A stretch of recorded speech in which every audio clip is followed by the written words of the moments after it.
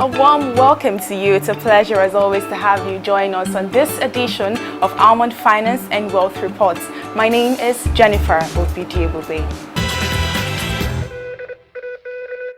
This week, we join Faith outside the town hall in a one-on-one exclusive interview with Mr. Bode Emmanuel, Chairman AGRI-BUSINESS Nigeria Limited, as they look at the Nigerian insurance industry from an investor's perspective.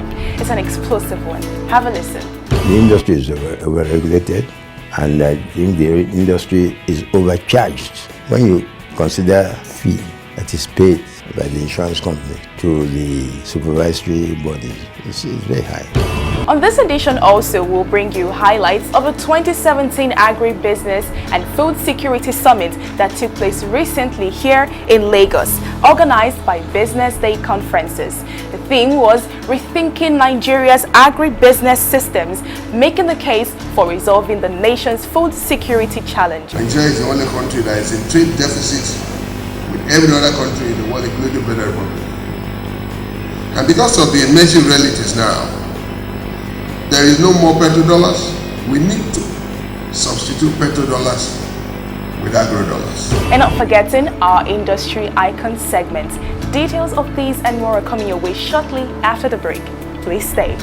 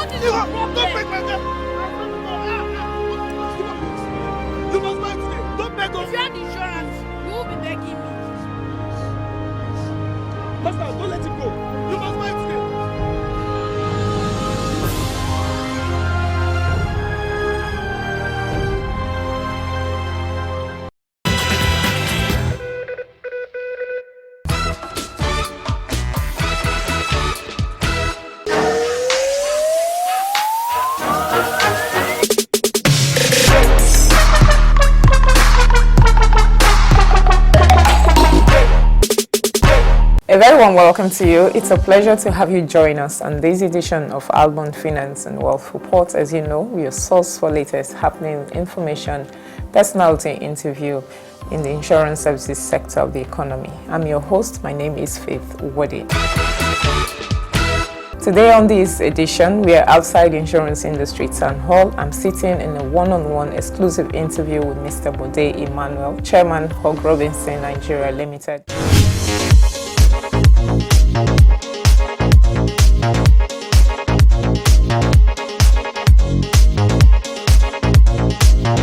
He's my guest on the program, and together we'll be looking at the Nigerian insurance industry holistically, but from an investor perspective. Thank you so very much for joining me on the program. It's a pleasure. I'm going to start by asking, what was the insurance industry like in the early days when the likes of you and some of your contemporaries took interest to invest in the industry? It was exciting and very closely knit. Of course, the industry at that time was dominated completely by expatriates, and only one or two Nigerians of prominence featured in there. Of course, we had such legends as the late Mr. Talabi Adeba Braithwaite and the late Chief G. Akin George, and of course, we have our living legend, Chief Joe Iruku, and of course also Bode Emmanuel. We had lost a few of others who also featured very lightly in those days in the industry. We recently lost Yankali Jadu. Before that, we had lost Femi Johnson.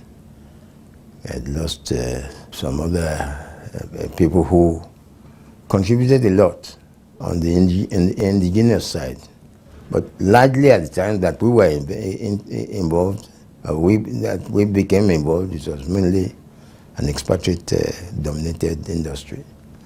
And it was very friendly and very gentlemanly. I'm sorry that I'm using only the masculine gender, but there were, I couldn't recall any significant input from the female. Yeah, because then insurance was seen as a male-dominated business. There are one or two who were trying at that time, but it was very, very much dominated by men. And we behaved correctly. As investors, we could see profitability. In fact, it was profitable. It was profitable. We always look forward to, and always earned good dividends, good returns. It's a far cry from what we have now. Okay, so what would you say is responsible for what we have today in the market? Because as you said, in the early days, the business was quite profitable, despite the fact that not too many people were even involved in getting insurance at that time. What we have today is largely influenced by the economy, the state of the economy. We have seen downturns in the Nigerian economy in the past.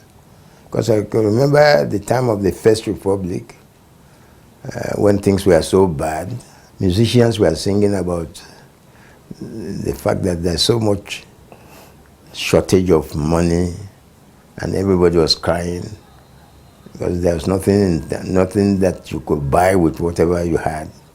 And but we got out of it, and I believe we will get out of what we have now. In fact, things are improving now from what we have been reading in the media.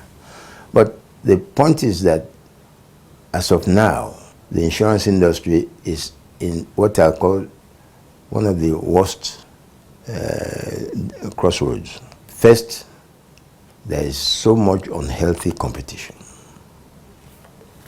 rate cutting, lack of professionalism. What would you say is responsible?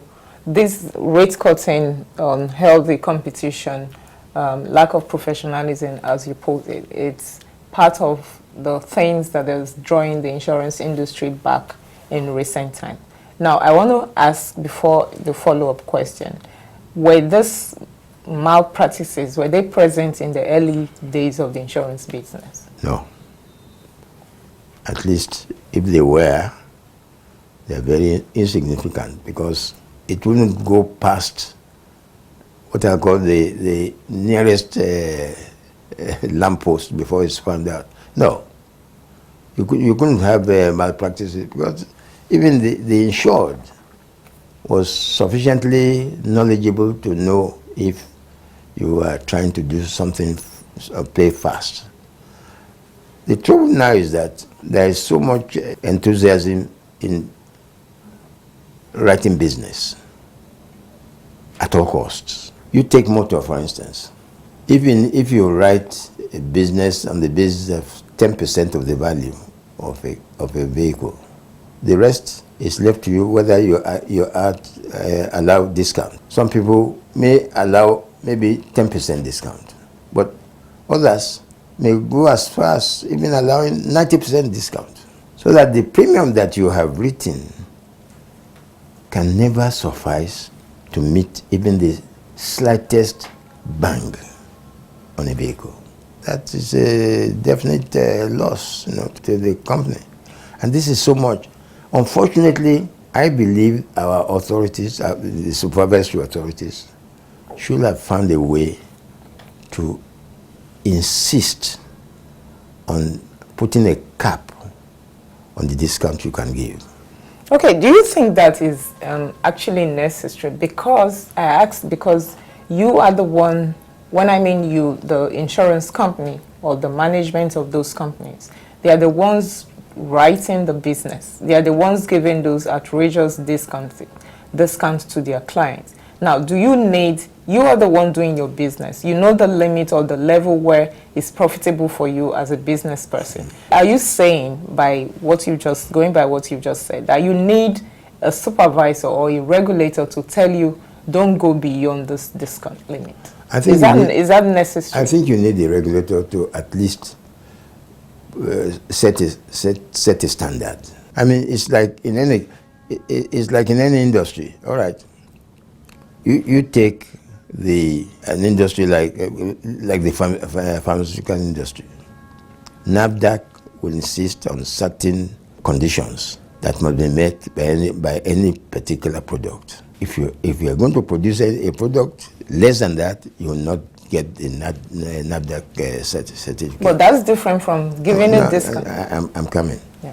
You can always, because the supervisory body has enough, what should I say, inspectors and on the ground. Yes, people who from time to time can check, and they only need to go and do random checks on companies in regard to their policies and terms, and they'll find out if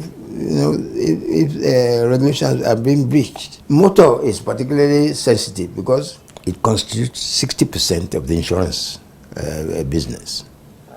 If you fail to make a profit from motor, you are not really going to do very much, in the other on the other lines, and therefore you are not likely to succeed overall. There should be some more stringent regulations regarding the premium ratings, particularly for motor.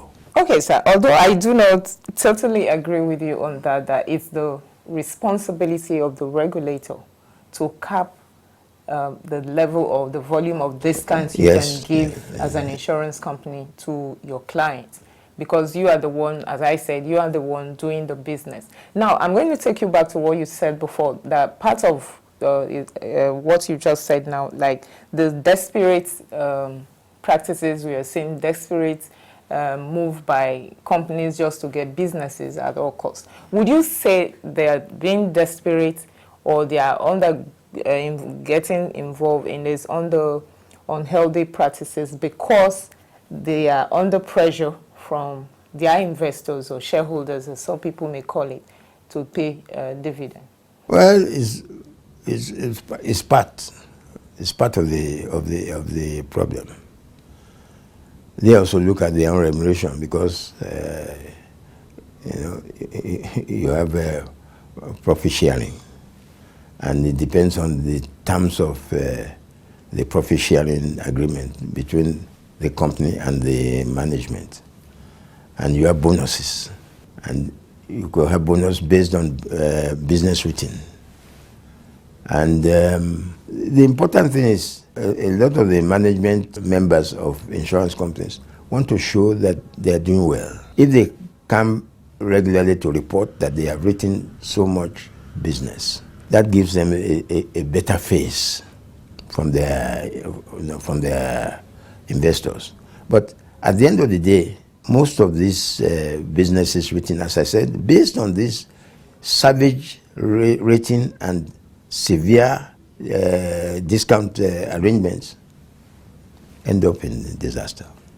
Okay, now, recently, the National Insurance Commission was more like on a warpath with Shareholders Association, who accused or alleged that some of the insurance companies are not making profit today because the industry is over-regulated. Do you share that view? Yes, the industry is over-regulated, and I think the industry is overcharged. When you consider the fee that is paid by the insurance companies to the supervisory bodies, it's very high, because the fee is based on premium written, not on profit, and it is significant. I can't easily recall whether it's 1% or 2%, but it's very high, and I believe that it's time for the industry to discuss that particular fee with the supervisory agency, because I'm not too convinced that the supervisory body really needs the fee. Why do you say they don't need? Well, they really don't need the fee. They need it for their day-to-day running. As you know, maybe just as a refresher, the regulatory authority used to get subvention from government, but they stopped all that now. So yes, but even then, maybe they can look at their organization a bit more, whether they need all the elaborate arrangements that they have for administering the industry. Because, I mean, only recently I know they've just acquired some new premises somewhere in Abuja. And when we look at the numbers that attend conferences and so many other functions that they have, I think they should play along with the level of the economy and try to maybe restrict that, and therefore also reduce the fee they charge to the industry. The fee is too high.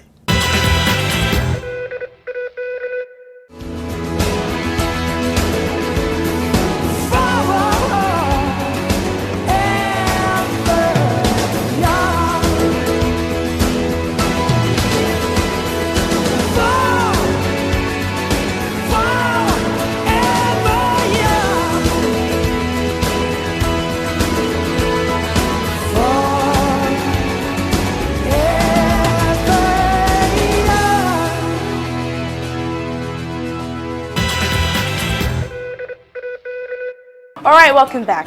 Still to come, the agriculture promotion policy by the Federal Ministry of Agriculture shows that there is deficit in metric ton across 13 crops and over 60 million poultry birds deficit.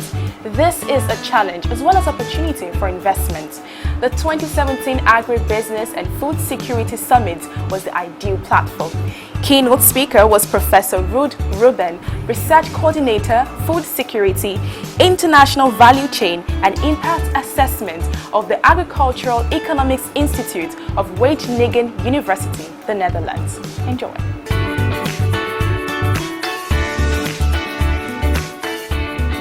The Agriculture Promotion Policy from 2016 to 2020 by the Ministry of Agriculture shows that there is a 20.14 million metric ton deficit across 13 crops alone and 60 million poultry birds deficits. These deficits represent challenges in food security. Business Day conferences recently put together the 2017 Agri-Business and Food Security Summit at the Landmark Center. The theme was Rethinking Nigeria's Agri-Business Systems, making the case for resolving the nation's food security challenge.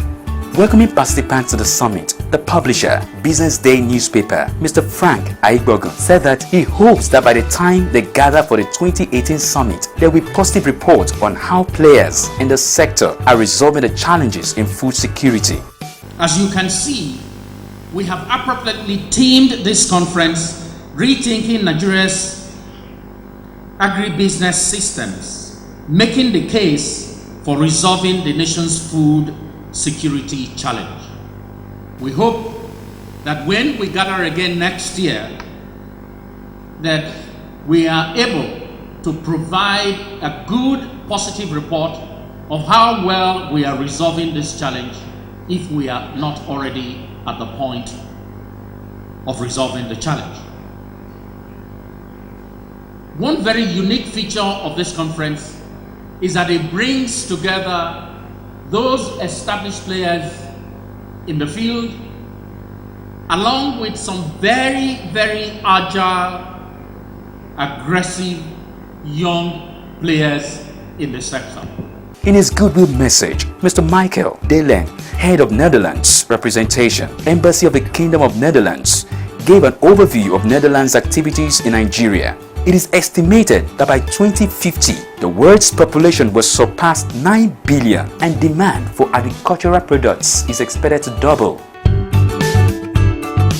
Delivering the keynote address at the summit, the Honorable Minister of State, Federal Ministry of Agriculture and Rural Development, Senator Heineken Lokobiri, said that the journey to peace and prosperity in Nigeria must begin with food security.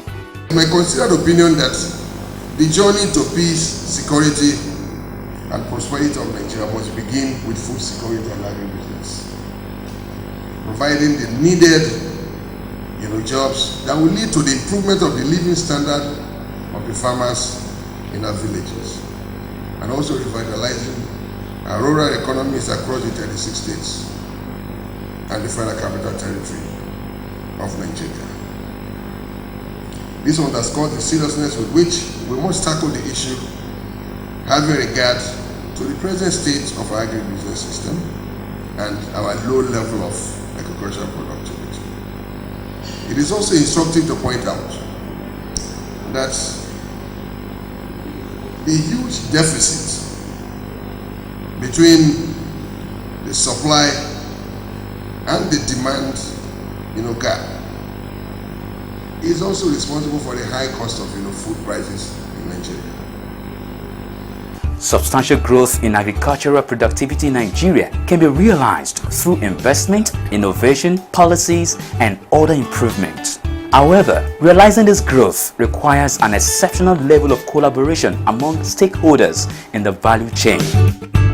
Delivering his lecture, the keynote speaker, Professor Rued Ruben, Research Coordinator, Food Security, International Value Chains and Impact Assessment at the Agricultural Economics Institute of Wageningen University, the Netherlands, said that agro-logistics is not just building roads, but bringing all stakeholders together.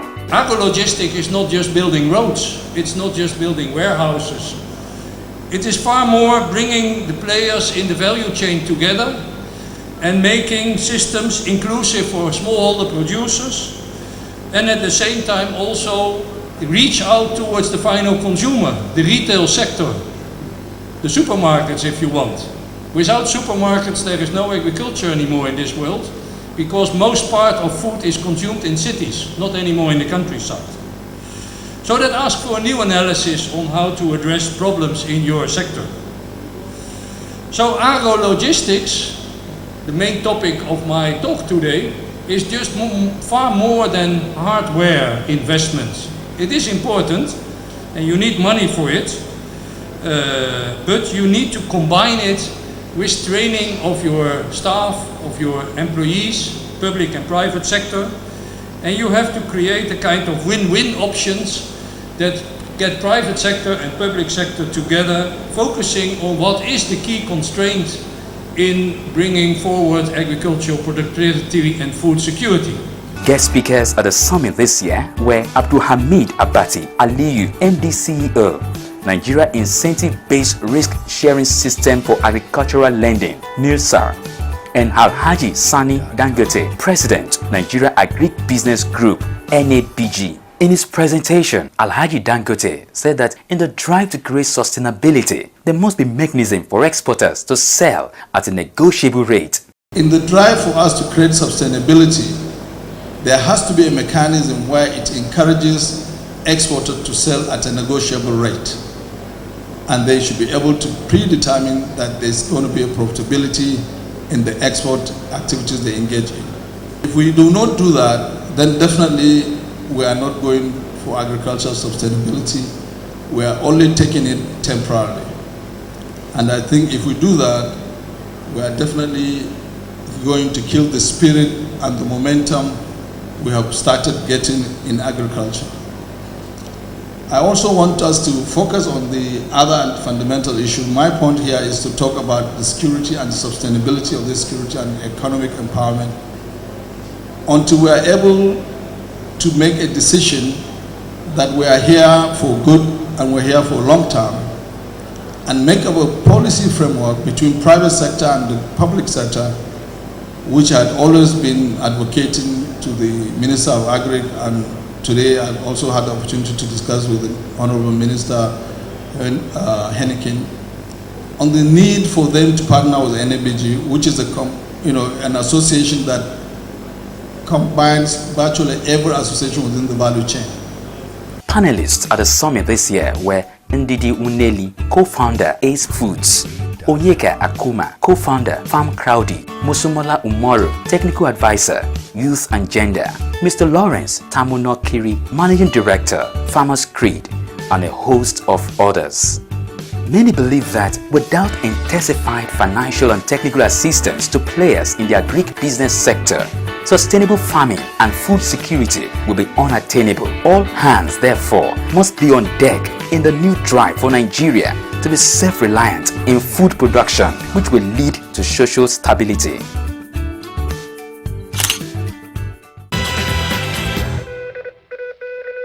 Listen up as Faith Owode brings you our Pidgin English program, Waiting Insurance They Do Serve, with different guests every week, airing live on Niger FM 102.7 at 9:45 a.m. every Wednesday. And that's our time on the program this week. Feel free as always to connect with us on all our social media platforms. Don't forget that this program also airs on BCOS Television Ibadan every Thursday at 6 p.m. My name is Jennifer Obidie-Bube, and I do hope you enjoyed this week's lineup. Join us again next week for a fresh new package. Until then, from all of us here, it's goodbye.